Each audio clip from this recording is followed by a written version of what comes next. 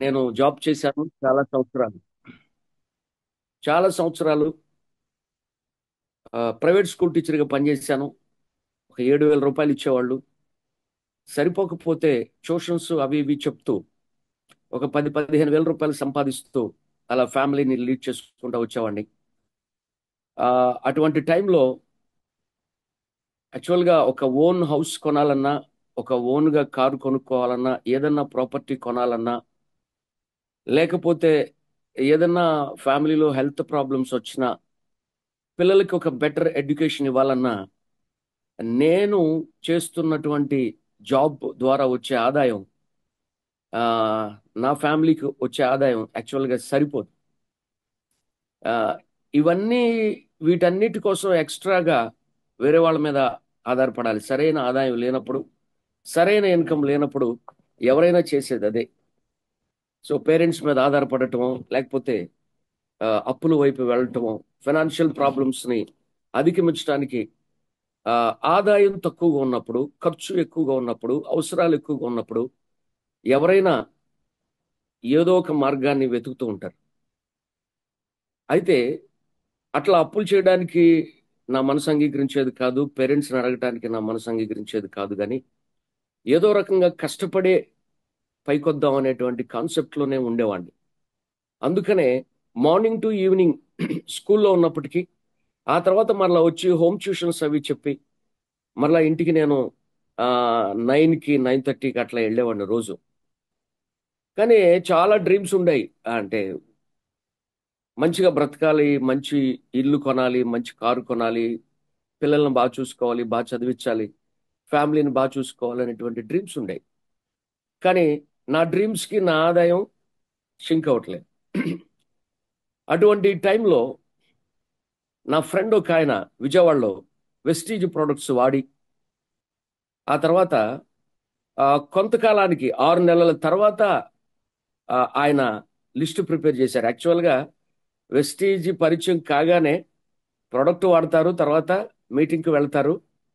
ఆ మీటింగ్లో ఏం చెప్తారంటే 7 స్టెప్స్ చెప్తారు. ఆ 7 స్టెప్స్లో ప్రోడక్ట్ యూజ్ చేయాలి, తర్వాత షేర్ చేయాలి, తర్వాత లిస్ట్ రాయాలి.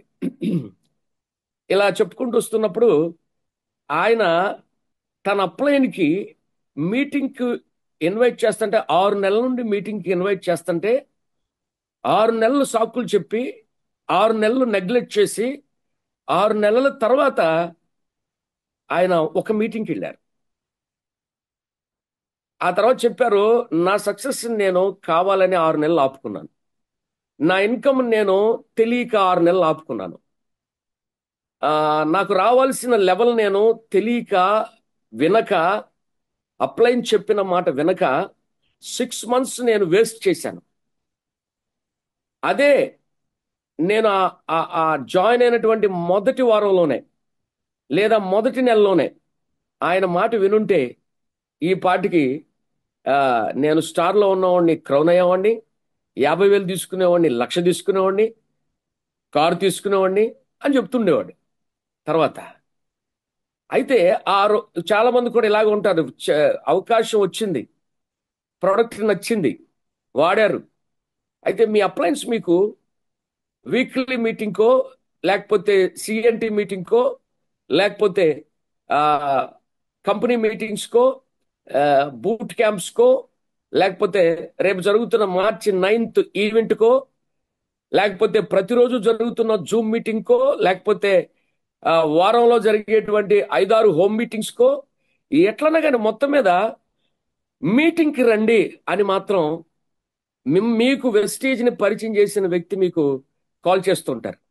నెగ్లెక్ట్ చేయదు సుమా. వెంటనే మీరు పాజిటివ్గా రెస్పాన్స్ అయ్యి ఒక మీటింగ్కి వెళ్ళరండి, ఏం పోయింది? నేను అంటాను, ఒక వ్యక్తి ప్రొడక్ట్ వాడిన తర్వాత, తనకి కొంచెం ప్లాన్ అర్థమైన తర్వాత 4 వ్యక్తులు సంపాదించడానికి పరిగెత్తుతాడు. 4 వ్యక్తులు దొరకాలి, నాకు ఒక 10 మందిని పట్టుకోవాలని పరిగెత్తాడు. దానికంటే కూడా విన్న తర్వాత, కొన్న తర్వాత, తిన్న తర్వాత, నచ్చాక, మెచ్చాక, కొంతమందికి ప్రొడక్ట్ ఇచ్చాక మనం చేయాల్సిన పని ఏంటంటే అటు ఇటు పరిగెత్తడం కాదు, మీటింగ్కి పరిగెత్తాలి. ఫస్ట్ మీటింగ్కి వెళ్ళాలి. మీటింగ్ ఇస్ ద మ్యాగ్నెటింగ్ పవర్ అంటారు.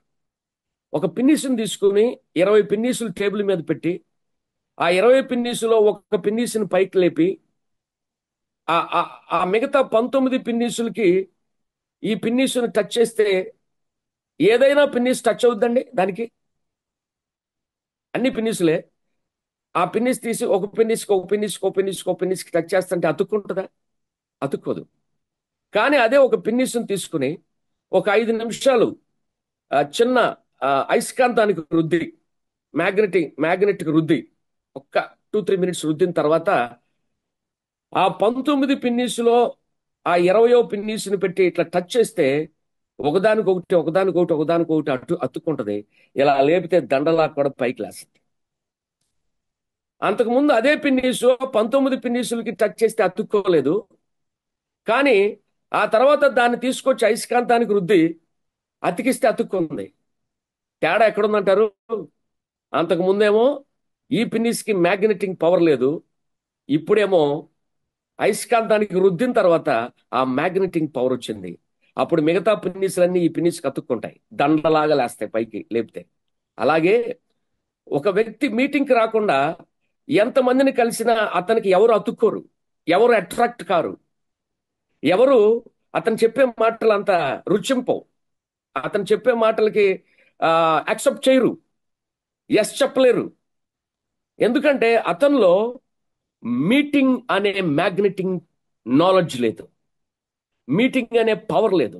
ఆ మీటింగ్కి వెళ్ళి నేర్చుకున్నటువంటి ఆ మ్యాగ్నెటింగ్ అనే ఆ ప్రోడక్ట్ నాలెడ్జో, లేకపోతే ఎలా ఏ వ్యక్తికి ఏ విధంగా వెస్టేజ్ని పరిచయం చేయాలి, ఎవరి మైండ్ సెట్కి తగ్గట్టుగా వాళ్ళతో ఏ మాట చెప్పాలి, ఎలా మాట్లాడాలి, హెల్త్ కేర్ అవసరమా, ఫైనాన్షియల్ ప్రాబ్లమ్స్ ఉన్నాయా, ఫైనాన్షియల్ నీడ్స్ ఉన్నాయా, లేకపోతే ఇతను డ్రీమరా, లేకపోతే ఇతను హానరింగ్ ఎక్స్పెక్ట్ చేసే వ్యక్తా అని రకరకాలైన సమాజంలో మనకు పరిచయమైన వ్యక్తులలో డిఫరెంట్ మెంటాలిటీస్ ఉంటారు.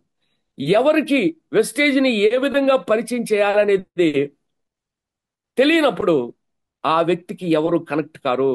నేను జాయిన్ అయ్యి 6 నెలలైంది, 7 నెలలైంది, లేకపోతే 2 నెలలైంది, నెలైంది, నేను చెప్తుంటే ఎవరు వింటలేదు, రావట్లేదు, కొనట్లేదు అని చాలా మంది బాధపడుతుంటారు.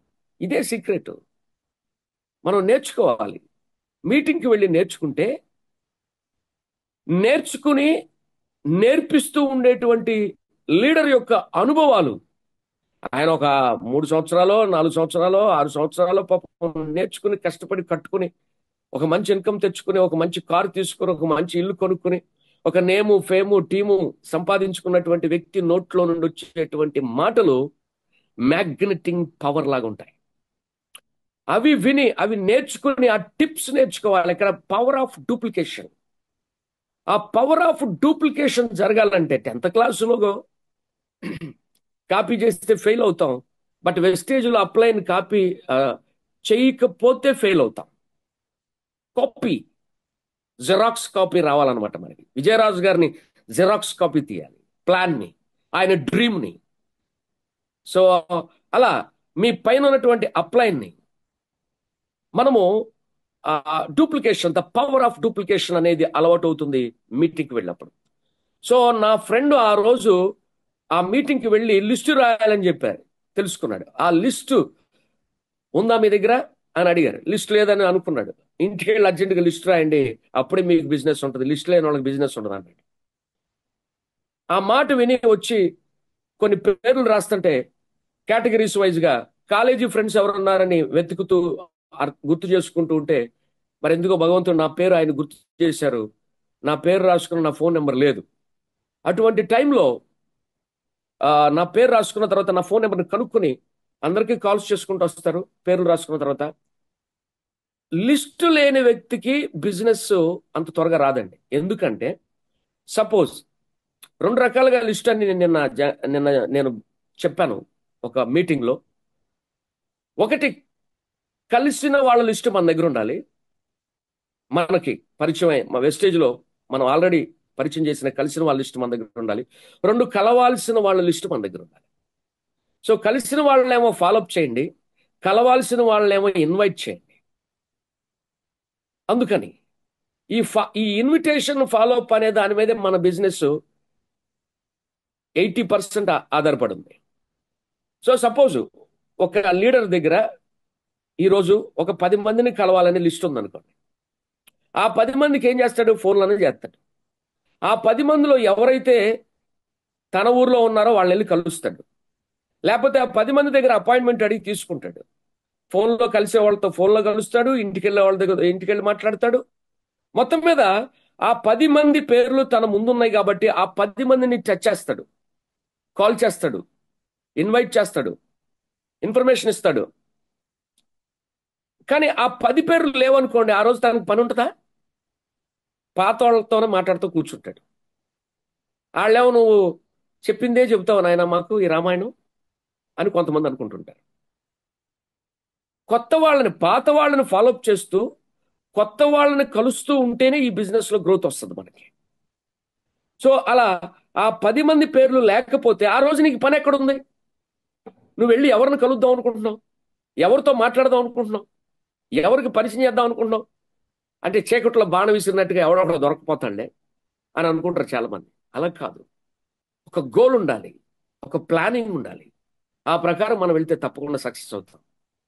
ఆ రోజు ఆ లిస్టులో నా పేరు ఉండబట్టి ఆ రోజు రాసుకున్న ఆ 10 మంది లిస్టులో నా పేరుంది. 9 మంది ఎక్కడున్నారో తెలియదు కానీ, ఆ రాసుకున్న ఆయన ఎక్కడున్నాడో తెలియదు కానీ, బట్ నేను మాత్రం ఇవాళ మీ ముందు నెలకు ఒక